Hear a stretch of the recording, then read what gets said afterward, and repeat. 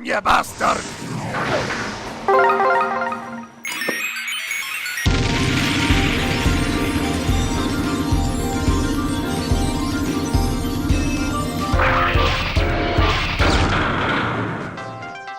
What is G1? I'm not being hypothetical here, I'm not being rhetorical, and I'm certainly not memeing here. But I don't mean in a literal sense either. What is the essence of G1 beyond just being the progenitor of the franchise? For some, it's a Bible that must be followed to the letter. Any slight deviation is a crime against human decency. Everything must be exactly in line with it, or at least in line with people's warped perception of what it is supposed to be. For some, it's a springboard. The franchise exploded into hundreds of micro niches and special aesthetics, all from this singular starting point. For others, it's daftness incarnate. Why should we go back to it? Why should it be remembered when we have far better things these days? None of these stances really explain why it took off. 1984 was a year where the entire toy landscape practically changed forever with the advent of Transformers. A lot of that comes down to synergy, but you don't get that synergy without a certain vibe, a feeling. That's what G1 truly is, and it's something people who collect G1 and actually appreciate it are well aware of. Not speculative collecting for value, genuine collecting, appreciation for the art of toy engineering. That vibe is present in many figures, but today, I want to examine a place that exhibits it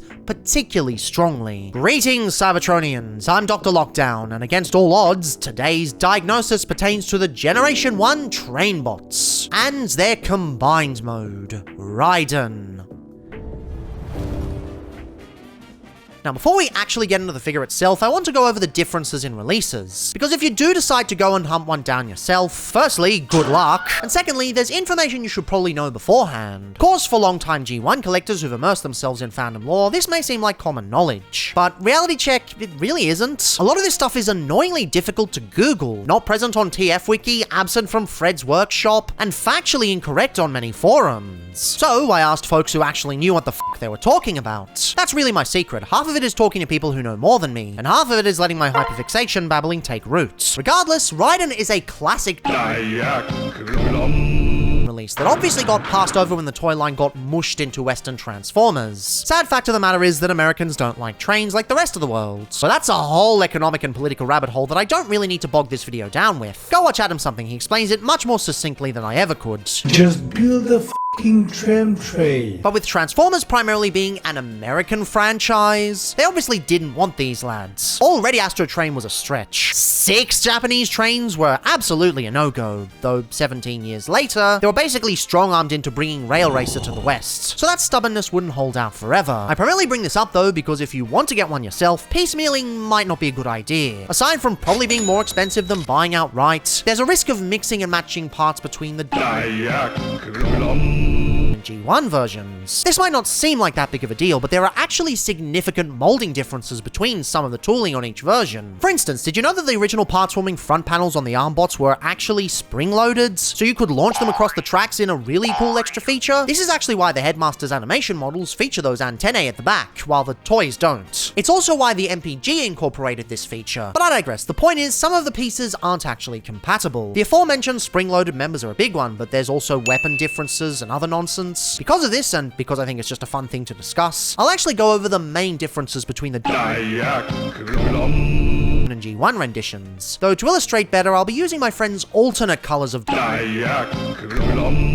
Raiden, primarily because it'll make showing things easier. What do you mean spamming the jingle isn't funny? It's like the funniest ever. But also because it really hasn't been documented on the internet a lot for some reason. Probably because it costs an absurd amount of money, so much my friend won't even tell me how much he paid, and insisted he transformed everything for me. My estimate is about 30 grand, but I genuinely have no clue. Regardless, in train mode, these turn into trains. Whoop-de-doo. There's honestly something really charming about G1's complete and blatant lack of care for scale. It's not about vehicles being perfectly in sync with each other. It's about making transforming mech suits and eventually transforming robots. Often toys would even be out of scale with themselves. It's hilarious and I kinda love it. Of course, that extends to all of the members here because they're uniform when they're not supposed to be. Yeah, it turns out Japan privatized all of its railroads and everything runs on different gauges and such, leading to vastly different lengths of trains. With numbers like that, no way you can ever play the train game. I mean, it's kinda better than the alternative. Do any of you remember this show? I wish I didn't remember this show. It was probably my first bad anime ever. It was so bad it literally switched on my teenage brain into making me realize what bad media actually was. I developed an understanding for what works and what doesn't in a narrative perspective because the show was so terrible. Maybe privatized rail in Japan is a better option. So these trains are blatantly out of scale with each other, but as their own boxy approximation of the traditional trains, they're quite lovely. They're almost like core class versions, being very similar in size. I was tempted to include this video in the upcoming Legendary Marathon for this reason, and potentially chuck it in the Legend Scale Combiners video, but I decided against the former. Undecided on the latter. Sound off in the comments and let me know if this counts. Now out of these, I've actually had Getsue the longest.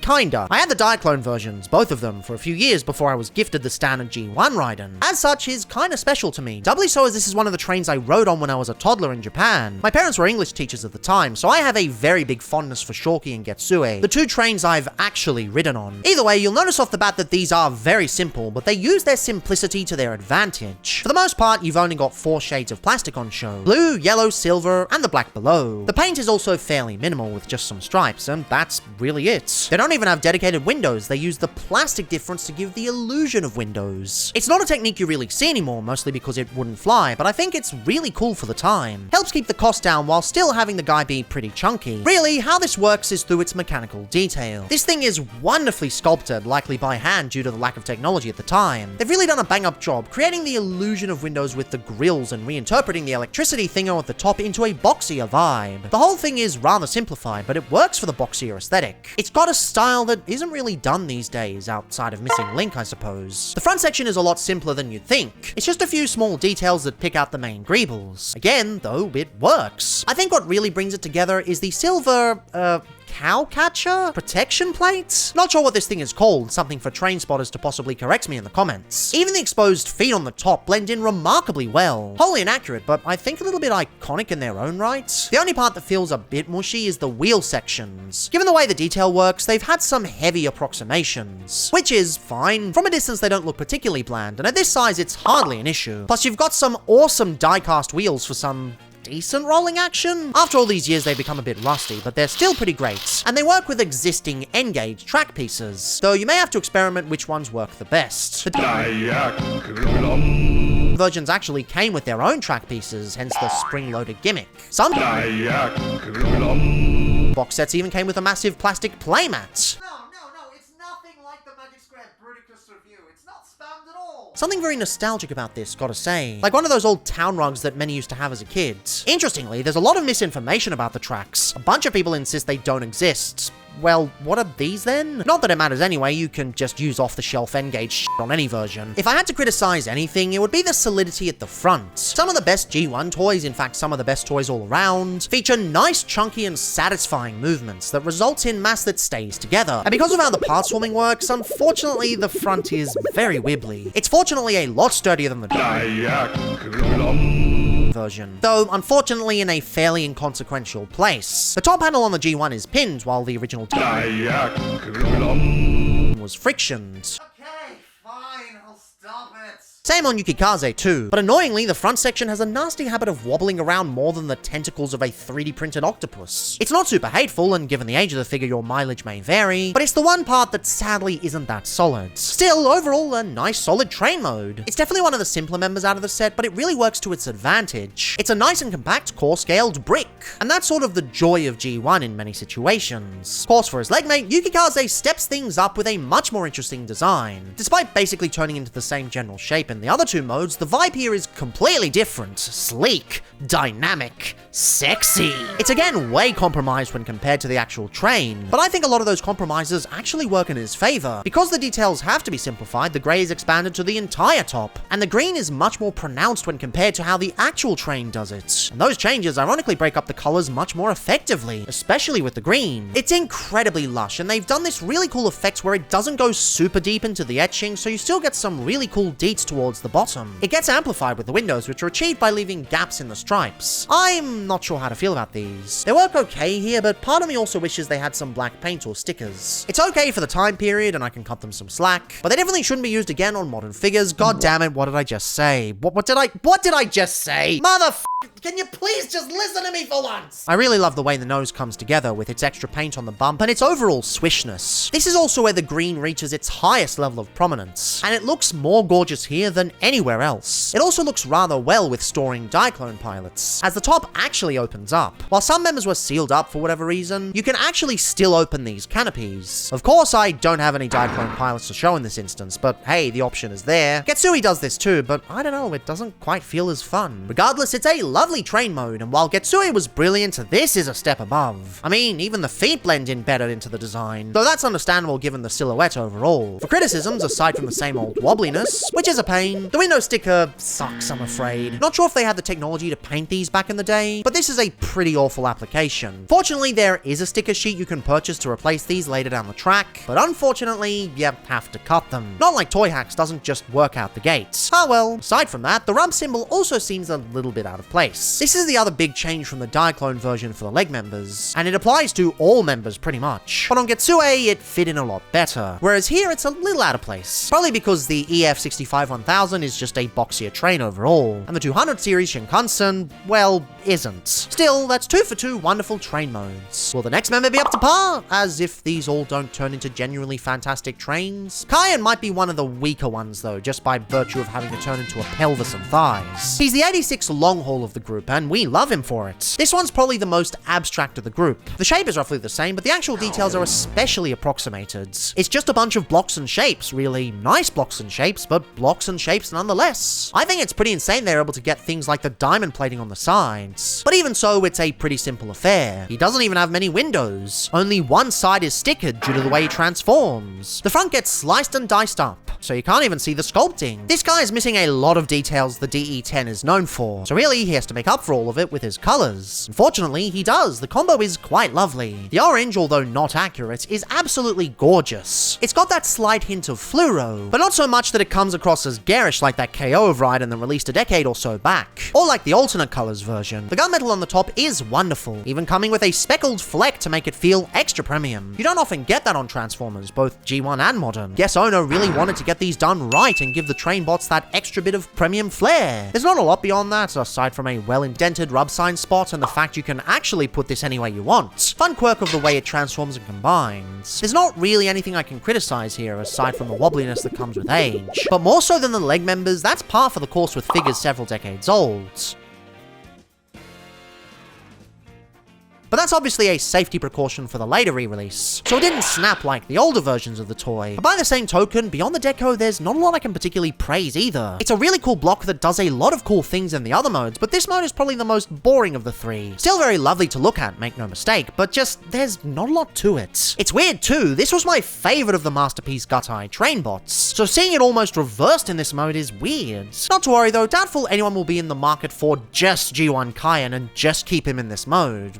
Why do I get the feeling someone is going to correct me right now? Before we ponder on that too much, let's move on to the team leader, Shoki. Now, interestingly, despite being the big brother to Yukikaze, he actually feels like the lesser version. He's messier, and I don't think the blue is as striking. It's done quite well, and in several areas, it ends up covering more than Yukikaze's green did. I also get that the two are different series of Shinkansen, 0 and 100 respectively, but just looking at these two, it's not got the same oomph. It's probably the breakup. There's way more screw holes and panel lines than the other Shinkansen. They just stop the cohesion ever so slightly here and there, though they do have a purpose. They're for the new chest plating combined mode, the primary difference in this mode between Transformers and Diaclone versions. Makes sense and is mostly easy to overlook. Though, and this might just be personal preference, the blue just doesn't quite stand out as much as the previous green. There's no issues with the paint layout. It's about as accurate as it should be. Perhaps the green gets away with the white cutouts and the blue doesn't. Hard to put into words, and given this is literally the first case of them ever designing a Transformers train, even before Astro Train, I can't be too harsh on it. We'll say say though, it is kind of funny that they are different lengths, which you'd think is accurate to the original Shinkansens, but it's reversed. I know it's not intentional, but it is quite funny. Oh well, I really like how the combination tabs at the top double as electricity catches, or whatever the f they're supposed to be. Also nice placement of the rub symbol, better than Yukikaze at least. I also really like how the pilot's cavity opens up, a feature brought back on the MPG version of Shoki, and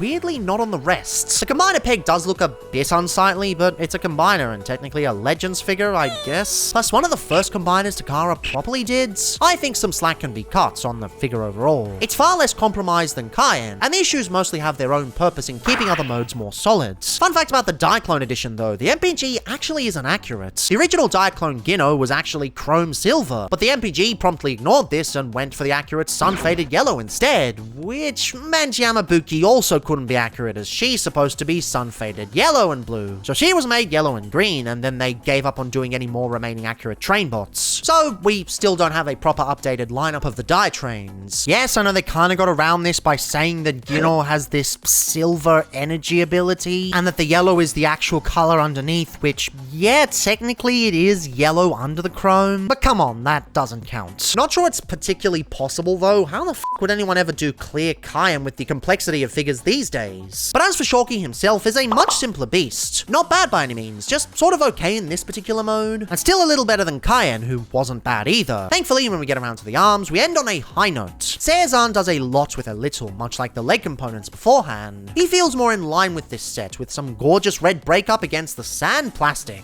There's not a lot of detail on show, but it does come across as if there was. I especially love the striped tampographs on the front, though special attention has to be given to the badge element. Really cool way to use existing framing parts. It's like Getsue on steroids, coupled with some really good hiding of the arms as the undercarriage, and some respectful detail on the top that doubles as robot bits on the back, and is just about ready to roll into the opening cutscene of Persona 4. I swear my jaw dropped when I saw this. I don't see this as the Hakucho 485-200, I just see this as the Persona train. Insert Persona joke here in your imagination, because I can't use any music without being copyright struck. I really don't have any complaints to make with this mode, aside from the front section. It's less so that it wobbles around, because again, age of the figure and removal of the spring-loaded function. Not much you can really do there, aside from make the connection port longer like the original, I guess. But even then, it's more so that this bit is a pain in the ass to open up. Sure, there's not a Diaclone pilot in sight, but this also has the nasty side effect of making transforming it into the side panels a smidge difficult. Definitely an annoyance, but far from a figure damning one. Still easily one of the best trains, though Suiken blows him out of the water. Suiken is essentially Seizan in way cooler colors. The drip on this guy is insane. The green and orange combo is to die for, combining the best aspects of Seizan and Getsue with awesome paint and killer plastic separation. Unfortunately, they did kind of f up the color matching towards the back, but you cannot deny the separation is really cool. Plus, what are the two hardest colors to paint? And what is orange a mixture of? That's what I thought. Part of me does wonder what it would have been like to have this guy in the alternate colors, because that blue is god tier. But this does it very well. There's not a lot I can say about Suiken, because he's really just Seizan again with all of his benefits and faults. But it's easy to show that he's basically that, but better. Seizan is probably a more balanced figure in train modes, but Suiken's Tokai Type 153 easily goes way harder. He's got a more detailed front section and colors that pop a lot more. Again, not as much as the Diaclone, but still very good. So as far as the trains go, there's definitely ups and downs. Not every train is as solid as the others by virtue of the combination being heavily based on building blocks, but compared to many of the later renditions of the Trainbots, they're remarkably well realized. Obviously, they're not going to hold a candle to the MPG ones. At the time, they were going for much simpler approximations, compared to the Carbots we got in the West. Plus, given this combiner was likely designed significantly earlier than a lot of Diaclone Yoinked G1 figures, on top of being an 80s toy to begin with, they didn't have access to a lot of the toy design technologies we take for granted these days. But honestly, I'd easily call these the second best train mode set on the market. They're not truncated like any of the third-party sets, they actually go for the feel and proportions, instead of compromising because fans won't care about these modes. They have that classic G1 alt mode charm, to a slightly lesser extent, sure, but given what these have to do, it makes sense. And hey, you can't deny these look pretty damn great as a team. Not something I can say for all combiner teams I've covered.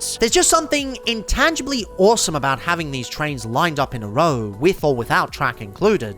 I can see why train fans, especially in Japan, fell in love with this set all those decades ago. Although there are plenty of moments where they've stopped short, they still did a damn good job capturing the essence of these. Sure, you can also tell why these didn't make it to the West. Given it was a primarily American franchise, there's no way these would sell in a country that has slowly and surely dismantled its public transportation system. And even if they hadn't, the iconography of these specific trains is expressly Japanese. We barely even have these designs in hobby stores over here. I shudder to think how America and the UK would fare. Though part of me wishes they'd make a Tangara Transformer just for shits and giggles. Have him constantly drinking the Energon equivalent of VB or some shit on screen. But at least as far as this set of modes is concerned, you cannot deny they most certainly lived up to the legend. If you've ever handled G1 combiners before, you'll know how simple these are gonna be. Unlike a lot of G1 figures, they don't have the chunkiness of standalone figures. They don't have those quick, simple motions. They don't have those... They are much simpler because the entire gimmick is the combination. There is some zaniness we'll get into later, but that's not really present here for now. Not to say these are bad conversions, far from it. Just temper your expectations for the time being. The good shit comes later. Now, first thing you're gonna wanna do is remove all of the Diaclone pilot sections. Fun fact, all of the parts forming pieces that come off the train modes are actually where the Diaclone pilot sits. They all sit in the front here, which I think is pretty cool. Someone could probably make a Nebulon fan fiction about it if they really wanted to. Also, yeah, combiner parts forming, but I don't really mind it. It's baked into the design itself. It does really interesting things, so I can't really complain. Now, Getsue and Yukikaze transform basically identically, so I'm essentially going to show them side by side. First thing you want to do is pull down the legs. Yes, they are sliding rails, but that is very emblematic of the time, so I can't really criticize it that much. Then you bring down this panel here, which is of course pins now for greater stability. And then the arm conversion is actually quite interesting. You want to bring the arms down like so they're sort of facing the sky. Whoop whoop party! And then you actually collapse them into the torso, which will allow you to bring the arms down. That's actually a really cool type of transformation that I haven't really seen before, and it's kind of nice. And of course, don't forget to plug in the big bulbous backpacks into place. Seizan and Suiken also transform identically. You want to bring the arms out like so, pull out the legs like so, and rotate them around. And then the most frustrating part of the conversion, which is transforming these Diaclone pilot blocks into the backpacks. You have to finagle them out so that they slide out and also fold all the way back on these sliding hinges that make it very, very frustrating. It's easily my least favorite part, and it also makes combining very frustrating. I will say though, when you are done, you plug it into the backpack, and it does form a very nice wing section. Significantly nicer than the leg components over there. Also, side note, I love how the stickers get revealed on both of these versions when you bring them out. It is a very nice touch. Anywho, the remaining members are much more unique. You take Kyan and you bring out the legs, and you bring them down like so. And make sure to squeeze them together. They go out for combine mode like that, and in for robot mode like that. You then bring the arms down like so, bring it up, and it slots into place there. Wish it was a bit more solid, but it's still alright. Bring the arms down like so, and pull up the head until it clicks into place. Easily the most interesting, and arguably the coolest of all the conversions. Love how all the stickers reveal themselves, love the way the parts of the train become the legs. Not really something you see a lot these days. The only damper you put on it is that the entire train section fits on the back again. So really, it's the same as the leg components, where they don't really do anything and they don't really hug the back there. But well, in the words of Jeremy Clarkson, still could be worse. And that just leaves us with Shorky, who is similar to Kyan, but he does have his own twists. You want to have the hinge facing at the front here, because that's where the torso is going to fold up. You then yoink the legs out like that, and they fold down, revealing all these lovely stickers on the shoulders. And if that wasn't cool enough, if they're all the way out, you can actually access these swivels thanks to the way the mechanism works. So you can move these forward and access these lovely, lovely stickers here. There's a bit of conflicting information on whether this is the way they're supposed to go or whether this is the way they're supposed to go. But hey, options are good and you can kind of do them whichever way you prefer. I've seen it depicted both ways, so who knows, and I'm not going to hunt down an instruction manual from Japan. Raiden himself is extremely expensive as is, even though I was gifted mine. Anywho, arms fold down like that, and you can also bring them forward like that. And last but not least, you bring up the head like so. Actually, not quite last but not least, you open up the backpack there, and then that fits on the back there. I remember when they announced the MPG, people were complaining about the way the backpack looked, when it was a spitting image of the G1 toy, so I don't really get the complaints there. But yeah, Shorky is beautiful. Absolutely beautiful. And he has a good transformation too, not as great as Kyan, but still pretty good. So yeah, overall, a pretty decent bunch of conversions. Could be better in a few areas, but still pretty good. You can definitely split it into 3 different groups. You've got the way the legs work, the way the arms work, and then these two are still pretty similar as well. But even with that, it's still a very fun experience. In fact, I'd argue the most fun I've had from a G1 Combiner period. Definitely not as chunky and satisfying as some of the car bots we got from Diaclone Transformers, but still a solid set.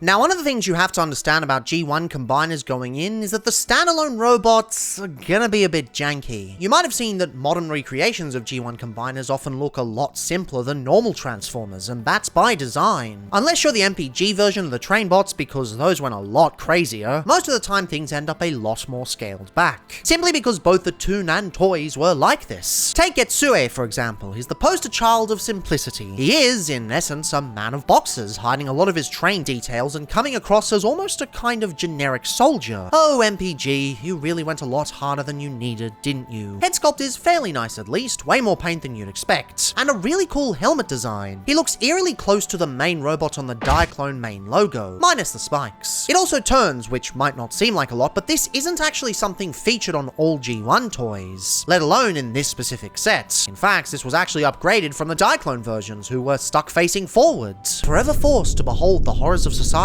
what has he seen? The torso has some very nice detail to it, but I can't help but feel it gets lost as it's just on a giant plank of plastic. Granted, said plank stays in place much better with this hinge, and the stickering is quite lovely, and you can sort of see what they were trying to do with the sculpted waist and torso armor. You can even see what it was meant to look like on the MPG, but by the same token, he is a brick proportionally, not helped by the arms basically being flat panels with arms protruding out of them. These are quite adorable though, and offer some of the best articulation with the sets. Yeah, you'll quickly come to realize these guys don't exactly have the best articulation. Even more than their normal robot counterparts, G1 Combiner members are notorious for not doing anything. But really, you don't come to a G1 Combiner for articulation. If you want that, get Soundwave or something. Same with the Combiner members really being anything crazy and interesting. More often than not, they're pretty simple affairs, only given new life through their modern reinterpretations. There are exceptions, of course, but this is really par for the course with G1 Combiners, so I can't fault him for that. I can fault him for just having the front of the train stick so far out the backside. Like, I know they could have done this more cohesively. Shorky and the arm members, although the latter two are annoying to handle, showed that you could incorporate the functionality quite nicely, but half of the set flat out doesn't bother. Oh well, while these faults are there, and even for the time remain valid, that time period definitely gives you a lot of leeway. Outside of the coloration, which I really do think should have been improved in this mode, there's not a lot I can complain about. Even the monoleg, sure, that's something you hear about in a lot of G1 circles as a major flaw, but honestly, that's basically all combiners. It comes with the territory. These robots don't particularly do much, and what they do is still charming all on their own. Getsue might not be the most interesting of the sets, nor the most interesting on his own, but is perfectly serviceable. Of course, take that solid base and swap it out for some nicer colors, and now you're talking. Given the entire top of Yukikaze is metallic silver, it breaks up the colors much more effectively, instead of just giving you a sea of blue and nothing else. With this new layout, he looks way more slender, elevated by better proportions on the arms too. Not sure why Getsue does them worse, the two use the same conversion system. Head sculpt is pretty good, not as refined as Getsue, but still adorned with a lovely helmet and silver mohawk. Also really dig the stickering on the collarbone section. Getsue had it too, but I really like how simple and streamlined this one is. Of course, some of the stickers have been slightly updated to remove the Diaclone writing, a difference across all members really, but by and large you're getting the same experience. The colors work really well. You get the lovely green and white combo, and because of the way he transforms, the green comes across much more prominently. I also really like the new leg sculpting. Not only is it way better realized with the moon boots, but they've actually gone in and done the kneecaps. Lovely touch. Beyond that, it's much of a muchness on everything else. He really is just Getsue in a better deco and with better proportions, with identical articulation, and as a result, he can't particularly do much as a standalone figure. I can't even showcase the accessories because my Raiden didn't come with the standalone robot guns, and I'm not about to spend an additional 400 or so just to hunt them down. But I can see why many hold him in such high regard when they talk about tangential figures they had as a kid,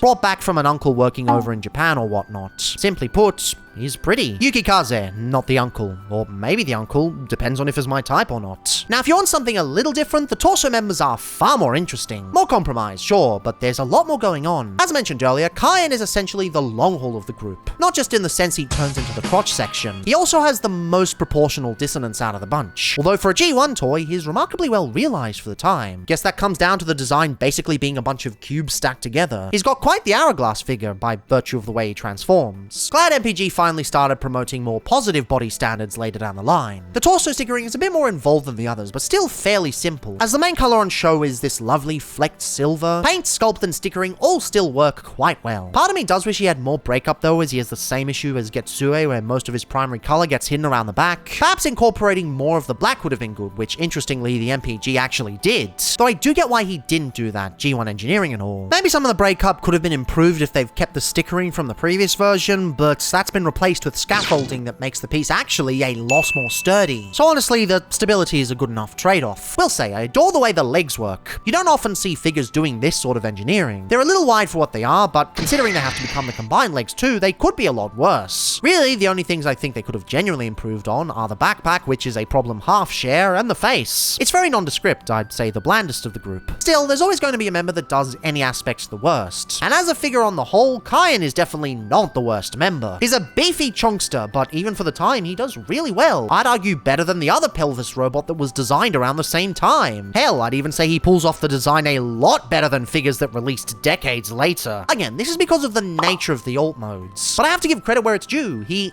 is pretty good for what he is. No chance he's beating out on Chalky though. He goes from easily my least favorite member in vehicle mode to the best of the best in robot form. You can tell they put the most effort and creativity into this member. Possibly because he's the leader, sure, but he still rules. A lot of that boils down to his stickering detail, which goes way harder than any of the other Trainbots. The designs on these things are utterly gorgeous, breaking up the color wonderfully and making the blue pop insanely well. Granted, more stickers means more of a chance for them to get lost on aftermarket sales. Matter of fact, this copy was the least stickered of the bunch, and as such I've had to use reproduction stickers to replace the areas that were lost. Kept the originals where they were though, I don't want to mess with vintage too much. I'll link the set in the description, but do keep in mind these aren't the same as toy hacks. They're a much smaller operation, and as such require cutting them yourself. Don't worry though, it's a lot easier than it sounds. Just have a blade and cutting mat ready. Regardless, lovely robots. Head sculpt, mighty fine. Not as crazy as the others, but rather nicely painted with decent stylings. Part of me wishes the helmet crest had more paint to give it some differentiation, but given the age of the set and the size of this head sculpt, I get why. Torso design is pretty decent. Wide as f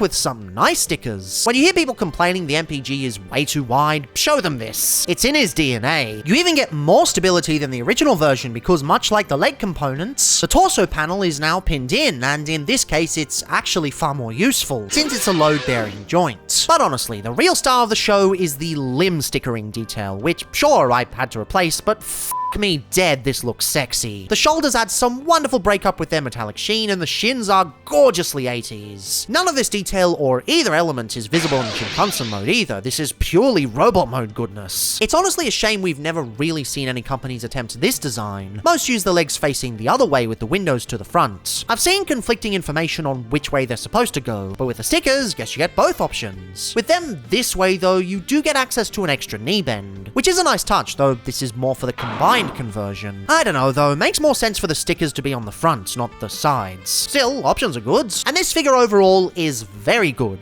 They even managed to have the backpack compress really well. It hugs the robot a lot closer thanks to the opening feature, which basically halves the members between cohesive and bulky backpacks. I don't particularly mind the parts forming as this is combiner kibble and more so storage, and you can leave them off if you so desire, but I appreciate it way more when these fit more flushly. So yeah, if you couldn't tell, this one's easily my favorite of the bunch. Guess that would make Getsue my least favorite, which is ironic given, again, these are literally the two trains from this set I've been on as a toddler. Even above the aesthetic and sculpting improvements, Chalky's just got more pizzazz to him, fitting of the team's leader, especially with the stickers reapplied, or applied in the first place I guess. He's easily worthy of a few porn bots trying to get a piece of his ass. If you have to get just one of these just for shits and giggles, this is easily the one I'd recommend. Though given these are combiner members, you're really missing out on the whole point and cutting off a big chunk of the experience if that's the only way you get them. Of course, even though Chalky stands as the best of the bunch, the last two are no slouch either. Cezanne and Suiken build on the foundation of the leg components greatly, and the former is quite the looker with his three-tone combo of sand, black, and gunmetal. Part of me does wish he had more red on show outside of the sticker on his torso, but it's still a very nice breakup nonetheless. His head, or rather his face, as it's a flat Motormaster-esque plank, is easily the most unique of the set. Sort of a more reserved version of Wheeljack in a way with how it tapers off to the side. The silver pulls a lot more work than you'd expect, especially with that crest on the top. I also love how the sides double as shoulder blocks, sort of similar to Starscream. The torso is pretty neat, reusing the transformation joints as pectoral plates. Really nice usage of existing engineering, and you can't deny those blue stickers look gorgeous. I also love how the top of the train has been repurposed as a waist piece, offering some lovely proportional breakup between the bits. Part of me wishes the leg components functioned the same, but then you'd have 4 out of the 6 members converting identically, and I'm not sure that's really a good compromise. I got bored enough with Combiner Wars as is. You can actually use this waist functionality to get some semi-decent posing for the time, along with the faux butterflies that the shoulders sit on. Nothing crazy, but nifty for photography. Does make the backpack move out of sync though, but it's alright. And it's quite a nice backpack too. It definitely could be a little more solid, as the sliding hinges are a bit of a mess regardless of which loadout you go for, but it's a nice bit of variation compared to the other members. Overall, this is a damn fine robot. He's not quite at the level of amazing, but he's definitely a step above the leg components, and I'm very pleased with him. So of course, Suiken just takes that, and once again does it even better. He's a mean green armed and ready machine with a head sculpt that might not be as unique as Cezanne, but makes up for it with those awesome ear spikes. Would easily make Deathsaurus blush if this figure wasn't blushing already with that wonderful orange plastic.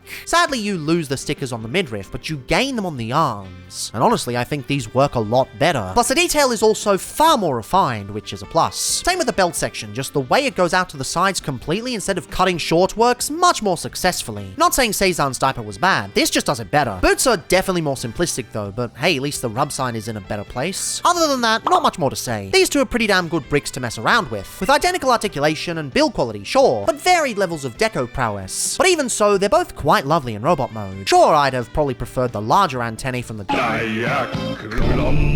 version. You'll never take me alive!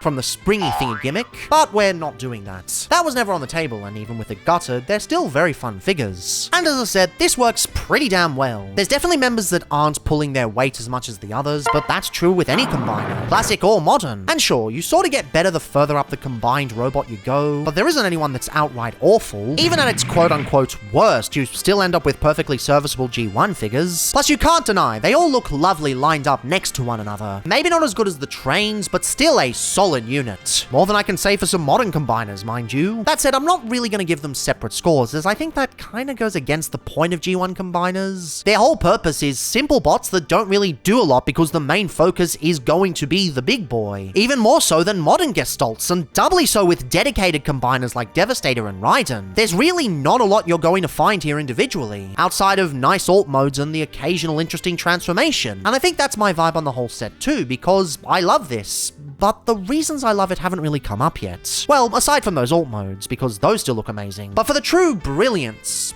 you have to hang on just a little longer. This is, without a doubt, genuinely one of the most fun combining experiences I've ever handled in the Transformers franchise. Or anything adjacent for that matter, both official and third party, this is probably one of the most fun. Just the way it all comes together, the way it all expands and comes apart and comes back together in a completely different way. It might not seem like that because they're just trains, how complicated can it be? But no, it is genuinely brilliant. The closest I can think in terms of similarity is the Iron Factory Decepticon Justice Division, but even then, this is a lot subtler and I'd argue a lot more refined. Anyway, it doesn't really matter which way you go from in terms of combining them, but just for the ease of showing it on camera, we're going to have the leg components in train mode and everyone else in robot mode. Also, for ease of everything, you want to make sure that all of the backpack / Diaclone pilot sections are detached. And you're left with a big old pile of combiner kibble, but one, that's a G1 thing, and two, I don't really mind combiner kibble parts forming. And the stuff here really does help the experience overall, as well as reshaping a lot of this. In fact, honestly, I kinda think Masterpiece Gutai Raiden could have used more combiner kibble. Anywho, the leg configurations actually work a bit differently than you might expect. You extend them like you would for robot mode, but then you rotate this section down instead of doing the rest of the stuff up here. And then you take the Diaclone pilot sections, and they actually clip into the front to become the feet. But you might notice this will wobble around a bit. Well, there's a way to fix that. You'll notice on the guns that go on the side of the legs, there's one of these little pieces that actually locks everything in place. It fits around the edge and keeps everything nice and secure. It's very lovely, and it's a new addition to the Transformers version as well. Yeah, the Diaclone version doesn't have that little panel, it just has the guns on the side. Kinda cool that they went back and added that extra bit. Anywho, Yukikaze basically transforms identically with the foot and the gun. Kyan basically becomes the hip section. You want to extend these out to the sides, bring them all the way up like so. They should actually clip into the torso there. And if you just can, you push down the head. And then the hourglass figure actually starts to make sense where you rotate the arms into place there. Then it just clips into the legs like so. Nice and easy. But before we add Shorky to the top, you'll notice these bits on the side actually have a bit of silver on the top because of the way the train is designed. This is actually because this here is a hole and that there is a peg. You actually want to peg this whole thing together. So these two sections from the fronts of the trains that form the arms actually become the sides of the midriff, filling this whole section out. That is honestly crazy. I've never seen a combiner do that before. Certainly hasn't been done since. All of the other combiners kind of want to just have everything all included. But that is very cool. And then we get to Shorky, which is quite honestly bonkers. Easily the most crazy of the combiner team. You want to bring down the head, bring the arms forward like so and keep them straight out. Then you want to rotate these knees around like so. Bend the knees forward of all things. And then you'll notice there's a cutout in this arm and a cutout there for the wheel and a slot there and a sort of tab there. Yeah, this whole thing actually folds in on itself like so, locking itself in place and forming a very solid torso section. That is bonkers. That is bananas. And if that wasn't crazy enough, it all lines up perfectly with the existing midriff pieces. And if that wasn't crazy enough, you get a new piece for the Transformers version with this torso plate. Yeah, interestingly, this wasn't a thing on the Diaclone version. It was only added to the Transformers version a lot later, which is why I don't think it actually shows up in the anime. It only shows up on the toy arts. And it's a real shame because I kind of wish it would show up more on these kinds of things. Arm components are very simple. You want to bring the arms into place there so that they cover up the head a little bit. Bring the knees down like you would the leg components and turn it upside down. You then obviously take the fist piece and clip it in there, and then it just pegs nice and easily into the side like so. Yeah, interestingly, these actually use 5mm pegs, so if you really wanted to, you could use something like the core class Dinobots as a spare arm if you don't have it. I don't know why you would do this, but it's an option. But of course, Suicune transforms identically, with the same kibble and the same connection. Kinda cool they're still using 5mm ports all these years later. Then you take the remaining backpack piece from Shorky. If it's not open yet, you need to make sure it's fully opened. And also bring this back part up. I always forget this step for some reason. And this just fits into the chest like so, with the chest piece pegging in place. You then do something similar with Kyan's little backpack. Open up to reveal the head, and it sits on the top like so. And to finish the whole thing up, you bring the backpack piece with these two here. Make sure that the nozzles are facing downwards so that there's better clearance at the top. That's another thing I forget. And you take them into these two slots and peg it all over the back. You can start to see how messy some of the midriff pieces get, but that's unfortunately just a quirk of the design. One of the few things I do take issue with. Also, yeah, he's got new pegs in these two pieces here. They used to be much more square, now they're much more rounded, which adds to the longevity of the piece overall. So, yeah, honestly, a crazy transformation sequence. Right down to the way the legs work, which don't work the way you'd think. Especially with Kyan and Shorky going in their weird contortions. The midriff pieces on the side, the way the trains go upside down. A lot of this stuff is very different to how they design a combiner today, and I kind of love it for that. It's sort of what you'd see in a lot of adjacent tokusatsu franchises, where they throw the concept of having a transformer out the window. They weren't designing this to be a transformer, they were designing this to be a transforming robot. But in this instance, I think it works really, really well. And it's not the honeymoon phase either. Again, I've had this for a bloody year, and I'm definitely not compensating for payment or anything. Again, I got this for free. Not trying to convince myself that it's worth whatever it cost, because I don't know what it cost. It is genuinely one of the best combinations I have ever handled. You know, it's one thing to have something wow you when you first get it. After being hyped for ages and ages, you're finally able to enjoy a release in person. And the initial thoughts can be breathtaking. The sculpt, the paint, the stickers, the engineering, the presents, all things that matter, sure. But the honeymoon phase is very much a thing, and it's very rare that I discuss figures right after I get them. Very rare that I'm compelled to do so, and convinced my thoughts will remain the same. It's another thing entirely when a piece maintains the awe and wonder that it first showed, when a figure doesn't get any less awesome than the day you first laid eyes upon it. G1 Raiden is absolutely one of those figures. Not every Grail lives up to the hype, not every release is as good as you'd hoped, and after a while of owning it, the reality sets in. But I've had Raiden for almost a year, and especially in combined mode, he's just as amazing as the day I received him. Of course, some of you will have to temper your expectations. He is fundamentally a G1 figure, and although he might just be one of the very best, if you don't like bricks like this, Raiden's not going to change your mind. Not because he is not that good, more so because the design philosophy is so fundamentally different that some modern collectors are never going to love G1 the way others do. The experience of this guy is very different to how you'd go into a modern figure, but that doesn't make him any less awesome. There's just something mesmerizing about that 80s head sculpt. It's essentially the quintessential type robot style, with the piercing yellow eyes, massive crest, and crazy cheek vents. I do find it a bit funny though, they've essentially done the same thing as Megatron with misinterpreting the kibble. The side bits are just supposed to be rocket pods on either side. At least I'd think, but the cartoon and modern reinterpretations turn them into wings. I guess even Takara is guilty of such things. The kibble itself isn't an issue though. I mean, come on, this shit is iconic, as is the way the shoulders function. Using the feet as almost wingtips and having the giant train blocks below, it's awesome. Also kind of interesting that the semi-iconic door misalignment comes from the necessity to hide the arms on the insides. Still a really cool design, using all the train bits in the most prominent areas possible. I adore the torso. The chest plate is awesome with its chrome L shapes and striping, almost acting as the progenitor for animated Optimus Prime. It does look more like something that would fit more on a plane combiner than a train one, but in fairness, that's almost every G1 combiner. How would you even convey the style of a train on the chest? Okay, I guess that makes sense. It does sit pretty far forward, but this is because they've added an extra torso locking piece for even more stability. Given how rock solid everything is, I think it's an okay trade-off. Because the version didn't have this, it's basically a DNA design upgrade decades before that was even a thing. You can use the original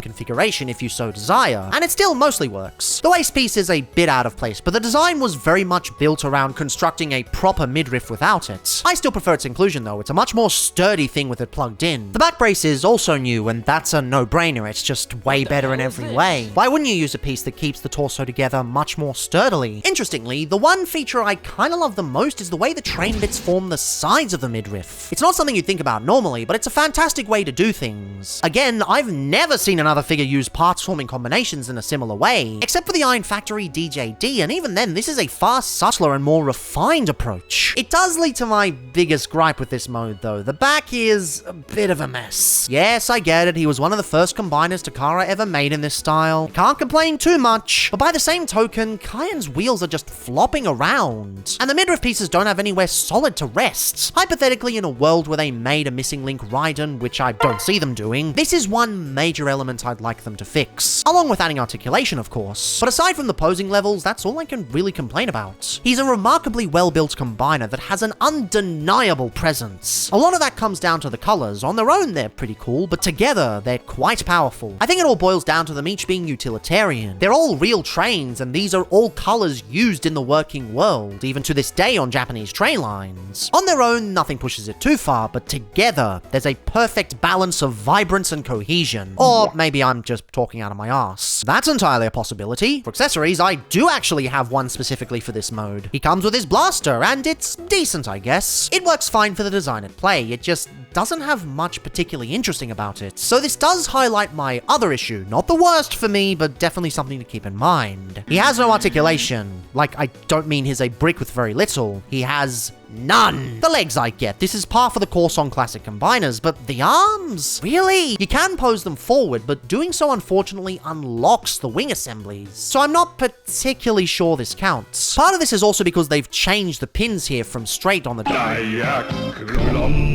version to a more curved one. Yes, Raiden came out of the closet. Yas, queen. A lot of this could have been avoided if they just mounted the shoulders a little further forward. As it stands, they are really far back. Not enough to ruin the silhouette, but still a bit weird. But yeah, the arms not going forward properly isn't just something I take issue with. It's a very common criticism amongst G1 fans. In fact, this is probably the defining feature that makes most people prefer Devastator to Raiden, aside from obvious nostalgia. Well, that and the apparent abysmal conversion, which I just cannot agree with. This This shit rules. But by the same token, I don't know who's really collecting G1 figures for the articulation. There are exceptions, sure, remarkably well articulated figures for the time, but by and large, these are meant to be simple, fun robots you whoosh around. And I definitely think Raiden does that, especially with his nice and manageable size. Yeah, it's basically only Legends Combiner size, which isn't something I realized when I first saw photos of him. I should have included in the first time I combined him though. I mean, he has a pretty messy back, like every other Legends Combiner in existence. The philosophy of combiners has really changed over the years. Sure, it's definitely better in most ways, the articulation you get remains awesome, but by the same token, I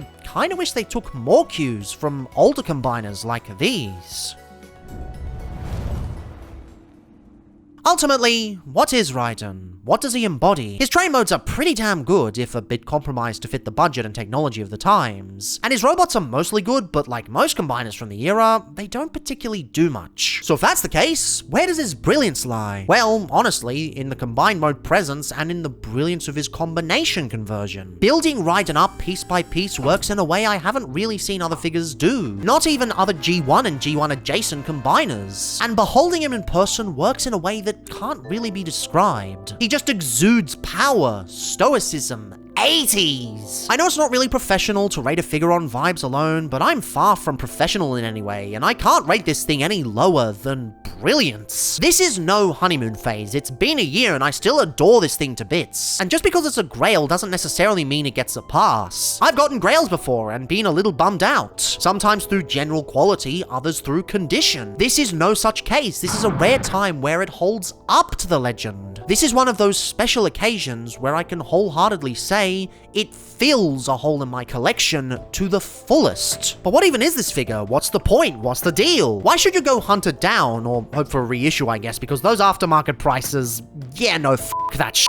Well, basically, it's a distillment of what Transformers fundamentally is. A play pattern. Transforming is the gimmick, combining is the feature, and fun is the modus operandi. It's wowing you on what it is, with no frills, no unnecessary quirks, no distractions. It is, at its core, a transformer, and free from all the modern noise collecting swirls up. That's all it needs to be. That's Raiden at its core, and more importantly, that's G1. Actual G1 appreciation isn't about cartoon accuracy or collecting a whole set or laughing at the limitations of the time. It's about getting back to basics and relishing what made Transformers so popular back in the day, and in many ways makes it still so popular to this day. What initially made you fall in love with the franchise? I'm guessing it was something turning into a robot, right? G1 is the series that hones in on that the most, cuts through the noise and wears its brilliance on its sleeve. It's not bogged down with line names and cross-compatibility gimmicks. It's Transformers, and that's all it needs to be. It is, at a base level, fun distilled, and